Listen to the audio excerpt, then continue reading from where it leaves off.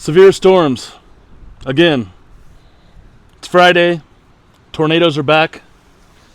But the fish don't watch the forecast. You do. Let's get into it. This weekend is packed. Tornado threats, grinder-style tournaments, and a bite window you can't afford to miss. We'll cover what's hitting, who's leading, and how to actually get bit through the chaos. Let's go.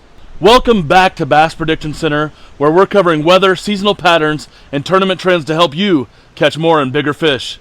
Let's go. All right, welcome back, guys. Reviewing our map. Like I said, it's a great time of the year to be fishing right now. You've got pre-spawn zones, spawn zones, post-spawn, and summer. Fish biting all over the country from east to west, north to south. Right now we have 3 tournaments that are happening this weekend. Right now the Bass Elite, the Bassmaster Elite at the Sabine River is taking place, and it is a grinder. First place has like 11 pounds. It is crazy. And then the Bass Pro Tour Heavy Hitter starts off tomorrow, and I have a tournament tomorrow at Cedar Bluff in Kansas. So let's get into the weather and see what it looks like for all these things. All right, looking at let's look right at the SPC forecast, because there is some major things going on today in weather, especially with tornadoes, wind, and hail in the eastern part of the country. This area right here, Missouri, southern Illinois, southern Indiana, western Kentucky, western Tennessee. You guys need to watch out today. If you're out there fishing, you want to get off the water early, because look at this. We have a 15% hash area for tornadoes. There's a good chance of some very strong tornadoes today, long track. If you're in these areas, you're going to want to be very weather aware. This evening is not the time to be fishing. Wind and hail also going to be a huge threat, 45% for both of those. So if you're on the water in those areas today, please watch out. Even the yellow areas, there's going to be storms. So be very careful out there. Have your life jackets, have a weather plan in place. Make sure you have a way to hear the weather if you're on the water. The next day, on Saturday, you got a slight risk here in Texas and Oklahoma. Right now it's a 5% tornado threat there, with a 2% around that. So there is a risk of tornadoes. And then also up here in the Northeast is a 2% risk of tornadoes. So it's not 0%, but there is a chance. So make sure, again, that you're weather aware if you're in these areas. But a big area where we could see some storms. All this dark green is definitely areas where we might see storms. Northern Utah, even Great Salt Lake, you might see some storms up there. And then on Sunday, as of right now, they have an enhanced risk here in Kansas. If you're fishing day 2 of the silted water bass, you're going to want to watch that. You should be off the water by then. Should fire up after 3 o'clock. And then the yellow zone looks like Nebraska might get some much needed rain, which I'm actually excited for if we can just avoid the hail and avoid the winds. So let's move on. All right, let's take a look at the timing on this stuff. This is right now, and you already have storms firing up in that area right now. So definitely not on the water. Lightning risk, and then also these storms are going to intensify as the heating of the day goes. So as you can see, it's showing kind of supercellular activity here, which is making the risk for tornadoes even greater. And then what we're going to have is these storms fire up later in the evening, and that's where your big risk is going to be as this moves forward. And as you can see, when the HRR model shows this right now, that's when you know it's dangerous. So this is showing individual supercells forming as they move east and as they strengthen, and that's where your tornado risk is going to be. You also have storms going to be happening tonight all up around the Great Lakes, Minnesota, rain, North and South Dakota, lots of rain, and then in Maine, and a little bit here in northwestern Montana. But you guys probably were looking forward to some thunderstorms up there. So as we move into Saturday, all these storms are going to continue to push east. They're going to hold together all the way through the day, and then we're going to see some weather here form along the Red River. You guys really don't need more rain there, but there's more coming. And then the Northwest, you're going to see showers and thunderstorms all day on Saturday. So if you're out fishing, bring your rain gear, but no severe up there, just some showers and thunderstorms. Same thing here in the Northeast and in Maine. You're going to see some showers and thunderstorms up there. And then as we push into Sunday morning here, you're going to still have these storms lingering around Missouri and Arkansas. A lot of rain here in Montana, Idaho, Colorado, Utah. And that line of storms continues to push east through Tennessee. And then let's look at a little bit later in the day on Sunday here. Let's see. All right, Sunday afternoon. Kind of just more of that same weather, just pushing a little bit farther east. So these storms will push through the Virginias, West Virginia, and then rain continues up here in Montana, Colorado, and Wyoming. So if you're in these areas, just like I said, rain gear up here. Be careful down here for winds and hail, possibly lightning. But the rest of the country, you're going to be fishing for sure. All right, winds for your weekend right now. The Dakotas, Nebraska, definitely very windy right now around that low pressure system. The rest of the country, not too bad, 5 to 10 miles an hour. As we move through the day, this low pressure system is just going to drag the winds with it as it moves into the Midwest. The south is dragging up a little bit of wind from the Gulf here. Western Tennessee going to be a little bit breezy, but off the coast of California, definitely some wind. And then Saturday afternoon here, you're going to see winds increase here in the southwest in the desert. Nevada, Arizona, New Mexico, Eastern California, going to be breezy on Saturday evening. And then as we move into Sunday, let's see here. These winds from here are going to kind of push east. Nebraska, Kansas, the southern plains, the northern plains, going to see some winds.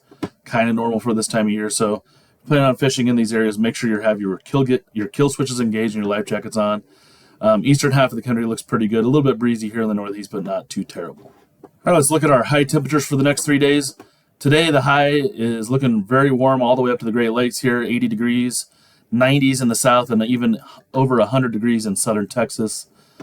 Southwest, very warm, 80 degrees. And then the northwest, you're sitting 50s and 60s. A little bit cool, but you definitely can fish. And then North Dakota, you're in the 40s, which kind of stinks. That low pressure system dragging some air down from Canada. So Saturday, let's see how it looks. Saturday afternoon, pretty good. You can see that front sitting right there in Nebraska. Cool to the north of it, warm to the south. And that's where you're going to see some storms fire up down here in Kansas that day, all the way down here along the Red River if we can get moisture to travel up here. So kind of the same picture, real nice and warm all the way through the northeast and west here. And then on Sunday, also about the same, just all this cool air kind of moves to the east with that front. The northwest looking basically the same. You guys are kind of 50 to 60 degrees year round, I think. So, but the northeast cooling off a little bit here in Maine, and the northern Midwest here also cooling off. But the south still very warm. Would not want to be along the border right now. Extremely warm down there. So those are your temperatures. All right, guys, looking at your total rainfall through Sunday at midnight. As you can see, there's no major area. Up here in North Dakota, you're going to see 3 to 4, up to 3 inches of rain, really 3.5 maybe, which might be a little much for your, if you've got corn planted up there, might be washing it out. But the rest of the country is seeing a decent amount of rain. No big areas of flooding, so that's really good. If you're in some of these areas that do get up to 3 inches of rain, you might want to fish up shallow looking for that inflowing water. It's going to be muddy, so you're going to want to throw baits, big Colorado leaf spinner baits, or maybe chatterbait, something like that. Southwest, staying dry, it is the desert, so looks like everybody's safe from the flooding this week. Fish absolutely love that. Oh my gosh! Today's forecast of fish, guys, we're talking about fry garters. The bass have spawned in your area. In the backs of these pockets, there's brush all back in here. Problem back here is that the water's stagnant. So you're not getting a lot of oxygen, and those young into your fry need a lot of oxygen. They need places to eat. So the best place to look for that is you're going to start to avoid the bank a little bit. A lot of guys are beating the bank right now. Tons of people out fishing. It's going to be pressured. Find these isolated pieces of cover that are off the bank, maybe in 4 to 5 foot of water, even maybe up to 10 foot of water. Docks are really good right now, especially isolated docks. You've got wind coming in off the main lake that's oxygenating and stirring up the water, bringing in nutrients, lots of micro larvae like mayflies and things like that for these little young of the year bass to eat. So the males will push them out here onto these isolated wood covers. Some of the females will start hanging out off there too to kind of help protect the bass, maybe to eat some of the little bass. So look for these isolated pieces of cover. Catch your new personal best. This has been Forecast to Fish. Thanks for watching. The St. Croix Bassmaster. All right, looking at the Bassmaster Elite at the Sabine River here. Pat Schlapper was leading this thing after day one with 12-2. Stetson Blaylock right behind him with 11 pounds. As you can see, this is a very grindy place. Super hard. Not hard to get a limit, but hard to find bigger fish. I think it was either Pat Schlapper or Jay Shakura caught a 4-pounder like in the first 5 minutes of the tournament yesterday, so that had to have been pretty exciting. But good to see Ben Milligan up here in 6th. Hopefully he can have a good day today. I have not checked on it yet to see how it's going, but as you can see, tons of limits, just not a lot of big fish in this place. I know guys are catching a lot of redfish and flounder too, so they're going to be eating well. Let's look at the MLF. All right, the MLF, we have the heavy hitters starting tomorrow. This is a super exciting event like we talked about earlier in the week. They pay these guys based solely on the biggest fish, so that's kind of a cool different way to go about it. I know Matt Steffen's going to be fishing in this thing from Matt Steffen Fishing, one of my favorite YouTubers. So super good luck to him and a super fun event. Check it out at mlf.com. And then jumping over to Silted Water Bass, we have our tournament coming up here tomorrow on Cedar Bluff Reservoir. And should be a really fun event. Hoping to catch at least 20 pounds to have a chance to win this thing. It's probably going to take more than that. But definitely some hogs in this water. And if you want to see what baits I'm going to be throwing, check out my TikTok or YouTube shorts or Instagram reels. You can see all of our 8-strand lines, tackle boxes. Let me show you. All right, guys, I want to announce that we did last week hit our 500 subscriber goal. Super excited for that. And we are going to be giving away that Beyond Braid tackle box and Beyond Braid spool of line to the lucky subscriber right here. And his name is Wade on the Lure. Picked him randomly out of the subscribers that subscribed since February. So Wade on the Lure, I'll be contacting you privately. If you do not get anything from me, or if you see something else that isn't Bass Protection Center, it's not me. But I want to get your address. If you see this video, I want to get your address, and we'll send that right out to you as soon as we can. So congratulations to Wade on the Lure, and thank everyone for the 500 subscribers. It's been a great ride, and we'll have a new goal starting next week. Hello everyone, Dr. Bass back with another tip of the week. Today's tip is about the bass birthday. They have just been born, the baby bass. Happy birthday, baby bass. They have the party hats on and they are looking to party right now. They do not care about eating. But here's the tip. If you use party-colored plastics, party-colored craw, these are very hard to find. Sometimes you have to make your own. The bass will think they are coming for the party, and when they see them, they cannot resist but eat them, because it is crawfish, the favorite of the bass. Welcome to the party, Mr. Crawfish. You're about to be eaten. So get you some party-colored plastics this spring and catch more bass. This has been the tip of the week with Dr. Bass. All right, Dr. Bass back with another one of those block rockin' beats. Wow. Anyway, so reviewing our baits of the week from Wednesday this week we filmed, but our pre-spawn areas, we're going to be throwing a slackline jigs, bluegill colored swim jig with the Crud Craw in kind of a green pumpkin, and this is going to be fantastic around any kind of cover. Super weedless. The fish love it. It's a little bit more subtle than maybe a chatterbait or spinnerbait. Not a lot of guys throw a swim jig, so get your swim jigs out and hammer some fish right now in those pre-spawn areas. Spawn areas, I'm going to be throwing a Spro Bronzeye Poppin frog in either black, white, or maybe a bluegill color. Throw it right over the tops of beds. Walk the dog with it, and these bass are going to blow it up because they do not like stuff over their beds. If you haven't fished a frog during the spawn, you're missing out. Post-spawn areas, the 6th Sense Flush on a core Scamper rig.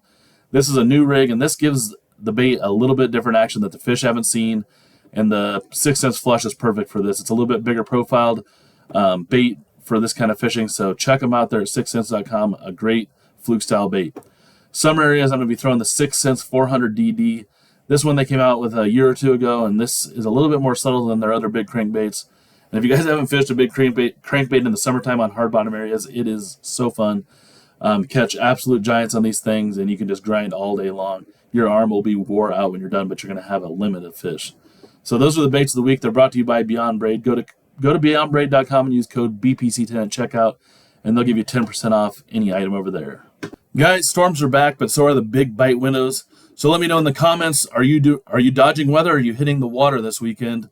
Like, follow, and subscribe. I'll see you next week with the full forecast. And we'll also have the tournament breakdown for my tournament tomorrow on Cedar Bluff next week. Should be a good one.